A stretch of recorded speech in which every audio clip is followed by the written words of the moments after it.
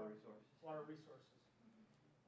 If you're anything like me, you know that water is spelled H2O, and other than that it's in high demand. It's maybe the most precious resource we have in California, notwithstanding the gold rush of 1849. So Jim is a water consultant. This is his business. Rezac and Associates, planning. I believe, well, I won't go into full detail of what's going to happen. We're going to talk about water and how important it is and how to conserve it and make it sustainable. Jim Rezac. Thank you very much. Thank you. Thanks for inviting us here today. Thank you for extending such a warm welcome. And water is really important, but I think a more valuable resource is all of us, especially people like yourselves who have the history and the experience of living in this state and knowing where to place value. Value on water, value on resources, value on education. And I would commend you all for taking part in maintaining education, maintaining an active role in areas of interest such as water. Who was it who said, Samuel Clemens, whiskey's for fighting and, no, water's for fighting and whiskey's for drinking. And that pretty much tells the story about water and water development in California. I brought along a sheet of paper here that we can tear off if we want to put ideas up there. And throughout part of our discussion, I'm going to ask questions about what you want to hear and what you expect to hear. I'll tell you a little bit about myself. I live in Walnut Creek. That's where our company is, a couple blocks away from our house where we have 2 children, and we've been out there for 17 years. I grew up in Pennsylvania, and my wife said enough of that. You're coming out to California where she grew up. So we've raised 2 children, and we've experienced all of the wonders of California, fell in love with the state. She, of course, had done so for years and years, but me, I was a transplant. And I've learned to appreciate the value of water sort of from a different perspective. My dad, when he would come out to visit from Massachusetts, we would drive up these big hills, and he said, this is all fine, but how do you get up here in the winter? Thinking, well, you know, what does it look like with 6 inches of snow and ice on it? And I think it's hard to wrap your mind around that concept when you're a transplant. And a lot of the way we're influenced here is from the viewpoint of transplants. We came here for the gold rush.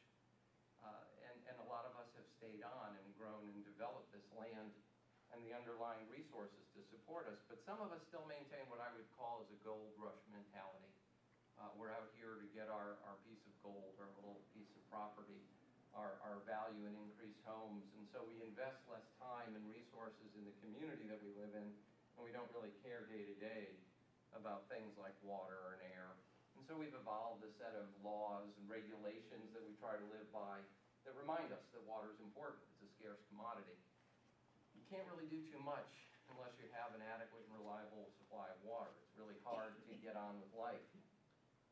See if I can flip through these. There we go.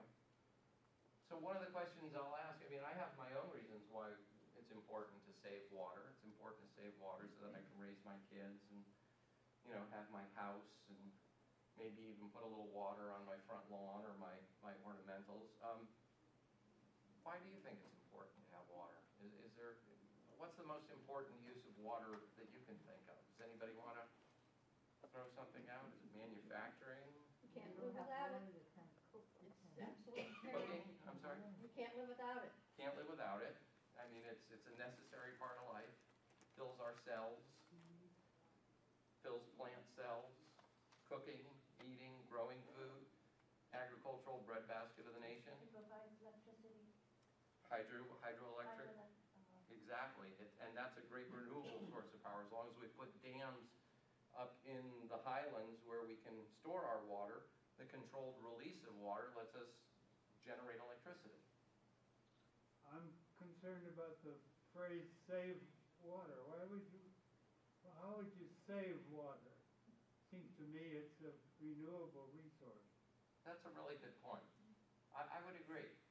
What we focus on is 2 things about water. There's conservation, which is using less water, and then there's efficiency, which is using the amount of water we use to a higher degree, to a better, more efficient purpose.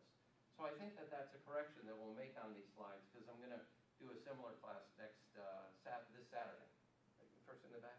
a long-time Californian, I worry about the ancient water. Okay. Does everybody know about ancient water, water that's fractured in bedrock and underground, and water that's been there since before the Pleistocene, 10,000 years ago or more? And in some areas, they're drilling into those bodies of water underground and extracting them and using that water. And saltwater intrusion. Saltwater intrusion, huge area. We've got this huge coastline up and down the state, and where we have a heavy agricultural area, and we've put our wells into the ground. The groundwater goes low, and it goes below sea level, and the seawater comes in, and now we have saline groundwater. Please. I guess I worry a lot about polluted water because I work with environmental groups. And of Okay. course, it has an incredible impact not only on whether or not humans can use it, but also whether or not the wildlife that needs it as much as we do. Excellent point. So we've got a water quality issue, whether it's for our own use or for what we've now called public trust use of water.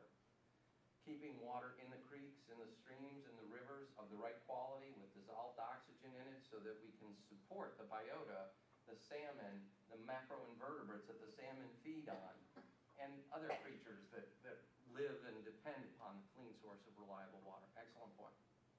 Anybody else want to throw anything at it? Well, I'm concerned about the use of water for agriculture that is an inefficient use of the water in certain things like cotton, which use more, I mean, you can use the land and the water more efficiently. So you're going to come up here because these are excellent points. You're going to have to. What you're talking about, the way I hear what you're talking about, are things like agricultural subsidies, which even though we have commodities like cotton, which in some portions of California are in surplus, we actually pay people to not grow cotton, we still divert water to grow cotton. And whether or not that's a good decision for the state or for the nation as a whole is something that is always debated annually. The other issue about irrigation and who knows, or do you want to guess, how much water do we use in the state for irrigation, for agriculture, versus how much we use for urban and other uses, non-agriculture? Does anybody know? Is it 50-50? Mostly agriculture. I'm sorry? Mostly agriculture. Mostly agriculture. Does everybody agree with that? It's about 80%. It's 80 to 85% for agriculture. That's exactly right. And we also need to maintain our rivers so that we maintain the bay. Expand on that just a little bit, if you can. Well, the bay has to have fresh water Yes. to keep flushing out the channel to the sea. Exactly right. So we have this huge Bay Delta, San Francisco, San Joaquin Delta, where it's really the hub, the central point of the way we divert and deliver water really for the entire state. And yet you have this need because what happens, it's connected to the ocean. And the ocean comes in and ebbs and has a salinity gradient which works its way up the river. And you need an adequate amount of water to flush that salinity back in order to maintain the habitats and really the very lifeblood of those channels. We have people pulling water out to use for urban and agricultural needs. If the salinity creeps up, we lose that supply of water. Very good point. So all of these, and I hope I haven't missed anybody, if there's anybody that wants to throw one more out there, we can. Water is really important for a whole lot of reasons. And when it's inadequate, what does that really mean to us? Well, we have dust bowl conditions. I don't know that anybody has the dust bowl in their memory personally. We just watched Grapes of Wrath at home. So my children and I were reminded of that. But it was very real to the nation, and it was a huge loss in terms of productivity and entire shifts of population, which moved more people right here to California. We have changes to the land, and cracked earth is always, what people put up the famous picture. And what does that really do? The toll that it extracts from the land, the loss of productivity. And then we also see our utility bills going up. Because as water becomes less available, harder to get, and we have to build more infrastructure to deliver that water to us, it becomes a real problem. So this is what it means to us when we have a supply of water that's inadequate. This is what it means when we have an adequate supply. Our glass is overflowing and we're happy. I mean, we can use water strange flying fish. What are these? Salmon, right? We talked about public trust, keeping water in the rivers. And we can also use water for agriculture, and hopefully we're using it responsibly, more efficiently. And we can use it if we want on our transplanted notion from the East Coast and going back further east from Europe for our turf, massive amounts of turf. Turf uses a lot of water. It's a very thirsty plant. We're going to talk about a little bit about why plants are so thirsty and what that really means to us. So I'd like to talk a little bit about the background of water development. So if we can go into a little bit of an understanding of how did we get the water system? How is it that we can sit in Oakland and turn on the tap and have good water coming to us? How could we sit in San Diego and do the same thing? There are a lot of water projects, and we won't go into too many details. You can do self-study and then take the test. But there's what we like to refer to warmly, and it's talked about in school a lot, is the mission years. We started on or about 1769 in California, in the San Diego area. During the mission years, the need here was